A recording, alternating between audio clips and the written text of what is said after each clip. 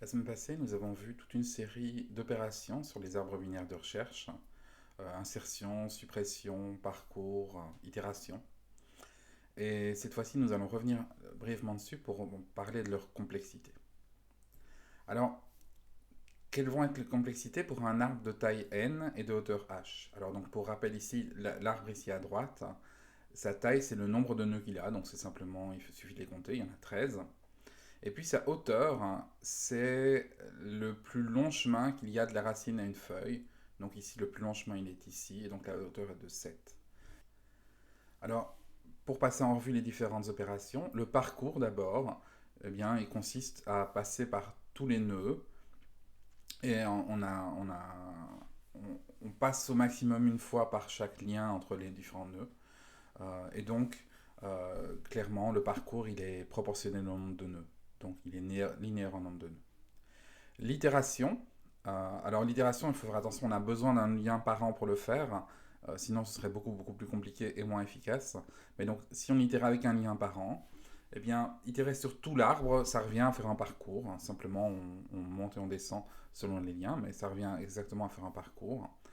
Euh, et donc en moyenne, comme itérer sur l'ensemble des n nœuds, c'est de l'ordre de O de n, eh bien en moyenne c'est bien O de 1 par nœud.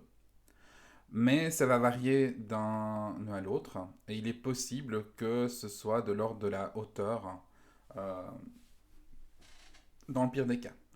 Si l'élément le plus éloigné, enfin si l'élément suivant de la racine, c'est l'élément qui est à la plus grande profondeur, eh bien ce sera O2H dans le pire des cas.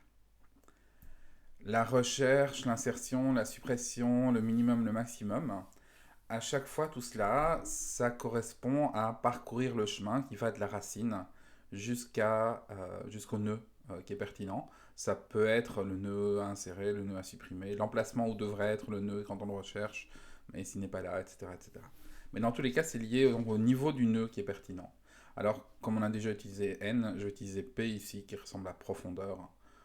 Ça me semble parlant. Donc pour rappel, le niveau, ben, c'est la longueur du chemin qui va de la racine jusqu'au nœud. Donc ici, le nœud d'étiquette 8, enfin de clé 8, il est de niveau 5. Alors, on voit on a des choses qui seront proportionnelles à n, d'autres à h, d'autres à p, donc à la taille, à la hauteur, au niveau. Mais quelles sont les relations entre ces choses-là? Pour les structures de données, en général, on aimerait tout pouvoir exprimer en fonction de la taille n. C'est souvent ce qui est le plus pertinent pour une structure de données, c'est le nombre d'éléments qu'on a stockés dedans. Alors, si on prend quelques exemples, les liens ne sont pas nécessairement évidents. Donc si on prend l'arbre quelconque à gauche, plein au milieu, ou bien dégénéré à droite, alors dégénéré, je n'ai pas réussi à tout le représenter. Je dois le faire défiler pour que vous le voyez entièrement.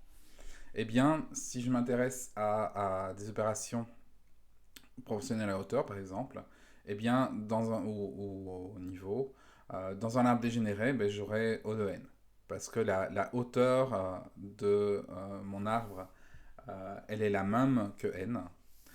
Et la profondeur moyenne sera aussi de l'ordre de O de n. Par contre, sur un arbre plein, là, comme je multiplie par 2 le nombre d'éléments que j'ai à chaque niveau, eh bien la hauteur, elle sera plutôt de l'ordre de log de n, ce qui est évidemment incomparablement plus efficace. La question évidemment, c'est qu'est-ce qui se passe pour un arbre quelconque.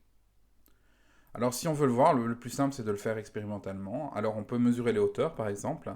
Donc je vous rappelle que la fonction qui mesure les hauteurs, ben, on peut l'écrire récursivement. Donc la hauteur d'un nœud vide, c'est 0. Et puis sinon, c'est 1 plus le maximum de la hauteur des sous-arbres gauche et droit. Si je fais une simulation où je fais cela alors, avec un arbre dans le meilleur des cas, donc le cas d'un arbre plein, ou dans le pire des cas, le cas d'un arbre complètement dégénéré en une liste, et dans un cas complètement aléatoire, où j'ai juste inséré les choses dans un ordre quelconque, eh bien je vois que par rapport à log de n qui est la courbe en pointillé, le meilleur cas suit clairement cette même courbe. Le cas aléatoire à peu près aussi, mais le pire cas, par contre, lui, pas du tout, puisque lui, il est en O2N.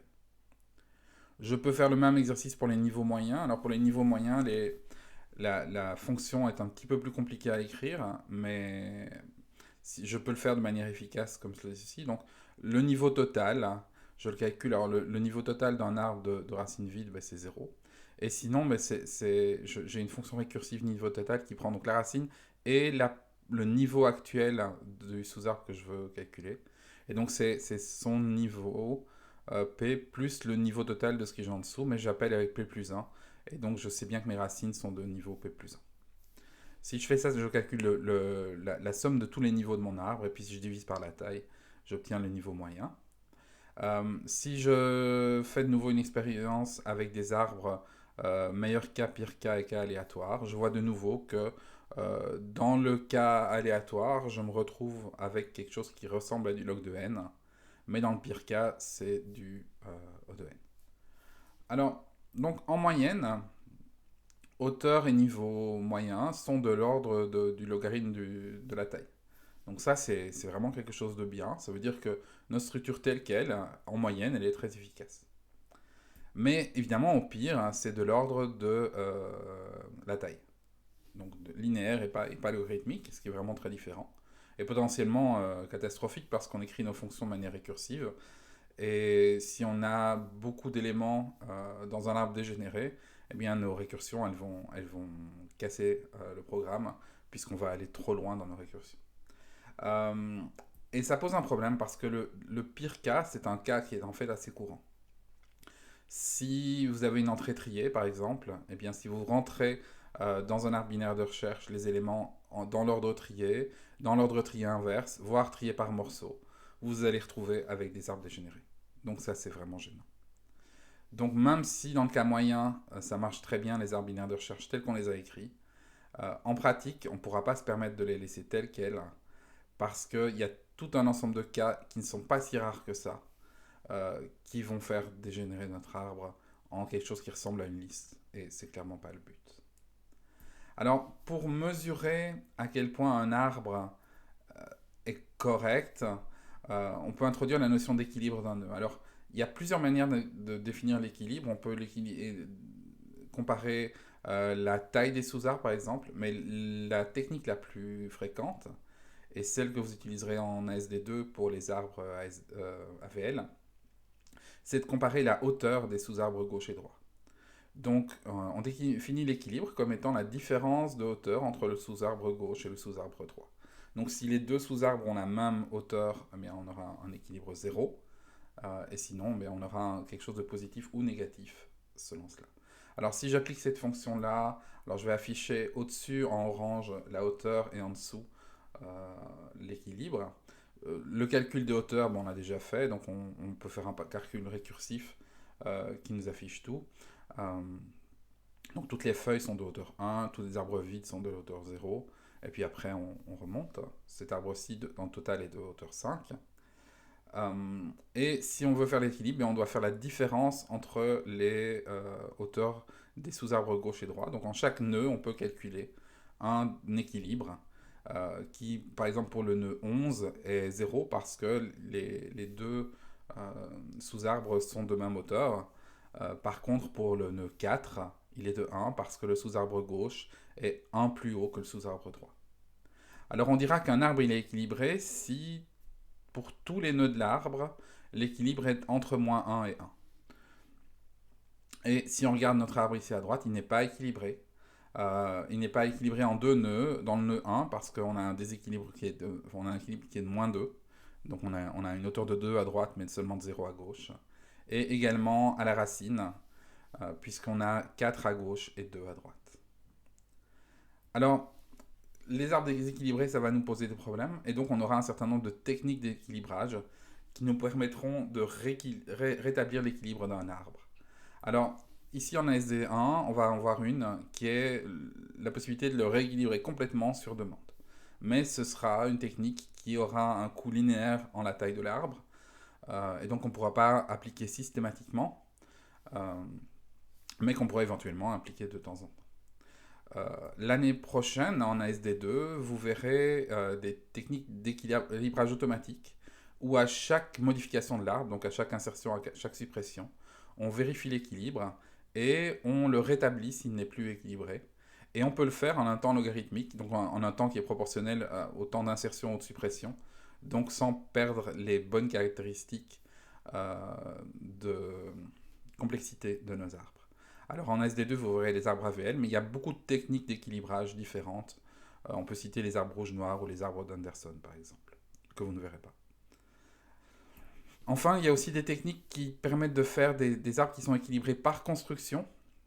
Alors là, on parle plus d'arbres binaires, mais d'arbres avec un nombre d'enfants variables.